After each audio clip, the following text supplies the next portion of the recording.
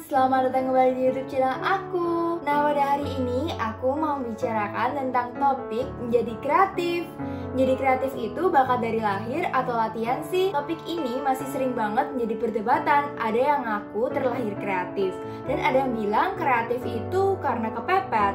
Nah, di luar perdebatan yang ada, kabar baiknya kreatif itu sebenarnya bisa dilatih loh. Meskipun gak semua orang jadi bisa seperti Leonardo da Vinci atau seperti Steve Jobs, tapi kalau misalnya dilatih, kita juga bisa kok berpikir kreatif. Nah, sekarang aku punya beberapa tips yang bisa kita pakai supaya kita bisa berpikir kreatif. Tips ini gak cuma untuk kita yang bekerja di bidang kreatif saja, tapi juga bisa untuk semua orang.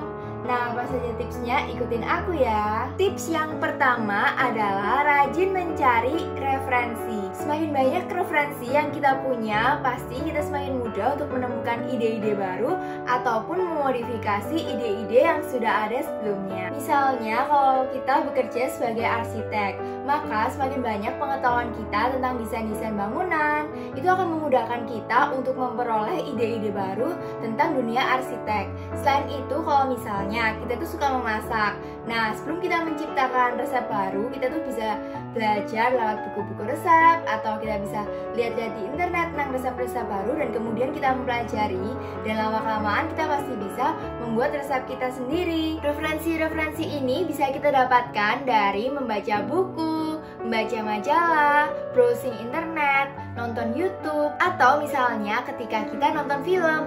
Dan banyak banget tempat-tempat bagi kita untuk dapat menemukan referensi. Yang kedua, belajar skill baru di luar bidang pekerjaan atau skill yang kita miliki sekarang. Mempelajari skill baru atau mempelajari hobi baru dapat merefresh pikiran kita supaya kita tuh nggak menjalani kehidupan yang monoton.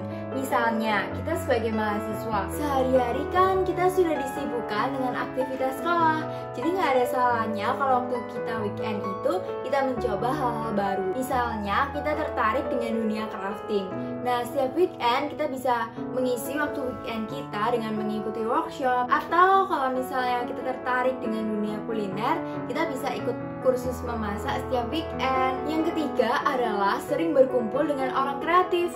Nah, saat kita berkumpul dengan orang-orang yang kreatif, pemikiran-pemikiran kita pasti ikutan terekspos dengan pemikiran-pemikiran mereka. Tanpa disadari, kadang waktu kita ngobrol-ngobrol sama mereka, banyak ide-ide baru juga yang kita dapatkan. Makanya banyak juga kan ide-ide kreatif itu yang didapatkan dari ngobrol-ngobrol sama teman aja. Nah, masalahnya nih, di mana sih kita bisa nemuin orang-orang kreatif seperti itu? Kalau misalnya kita kuliahnya nih jurusan desain komunikasi visual, pasti kan banyak kan teman-teman kita yang memiliki pemikiran-pemikiran yang sama seperti kita.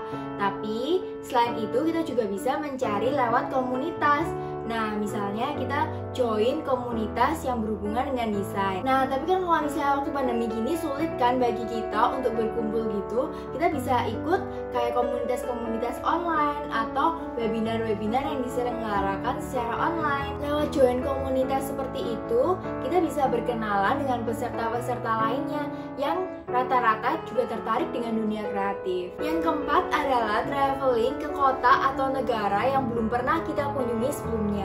Kalau misalnya waktu kita traveling ke luar negeri atau keluar kota, pasti banyak kayak hal-hal baru yang akan kita temui di sana. Misalnya kita lihat kayak bentuk bangunannya, atau budayanya, bahasanya, dan peraturan yang berbeda dengan tempat tinggal kita, di mana tempat tinggal kita kan merupakan zona nyaman kita. Nah, dengan traveling ini kita juga memiliki pengalaman-pengalaman baru. Dengan adanya pengalaman-pengalaman baru, semakin memudahkan kita untuk menemukan ide-ide kreatif. Salah satu contoh suksesnya adalah kebab Turki Baba Raffi. Kalian tahu nggak kebab Turki Baba Raffi?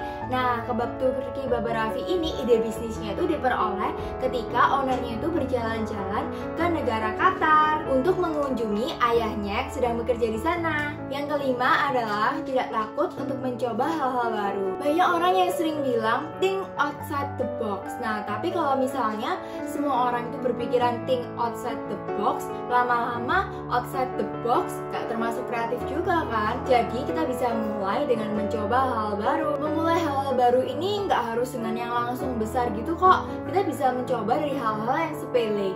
Misalnya ketika kita berangkat ke sekolah atau ke kantor, kita bisa mencoba rute yang berbeda.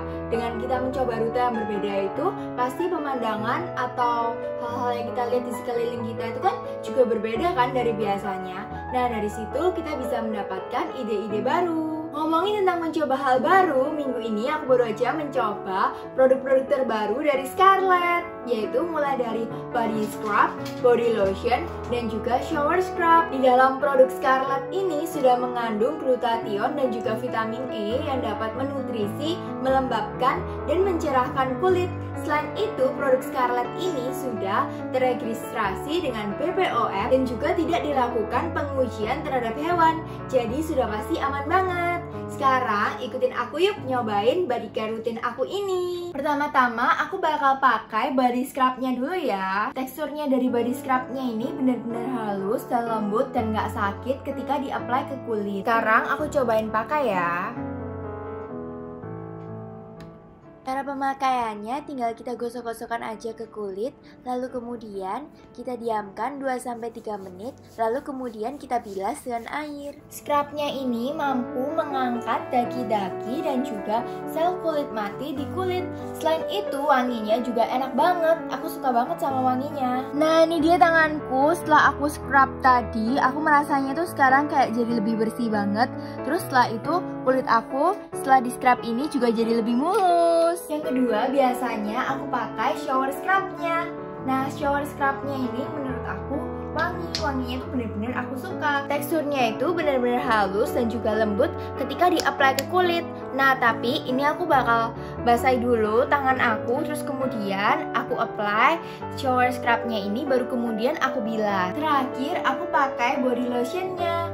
Nah, body lotionnya ini aku juga suka banget, soalnya dia itu benar-benar wangi dan juga melembabkan kulit aku yang kering. Nah, ini aku bakal coba pakai di tangan aku ya. Body lotionnya ini juga nggak lengket sama sekali dan bisa langsung meresap ke kulit. Nah, nanti kalian bisa lihat ya perbedaannya setelah aku pakai body lotion ini. Kulitnya itu menjadi lebih cerah dan juga fresh. Nah, ini bisa kalian lihat kan perbedaannya. Tangan yang kiri ini yang tadi udah aku scrub, udah aku shower scrub, dan juga aku udah apply body lotionnya. Terlihat lebih cerah dan juga fresh dibandingkan tangan yang di sebelah kanan. Produk Scarlett ini bisa kalian dapatkan dengan harga 75.000 per PCS-nya. Sangat terjangkau kan?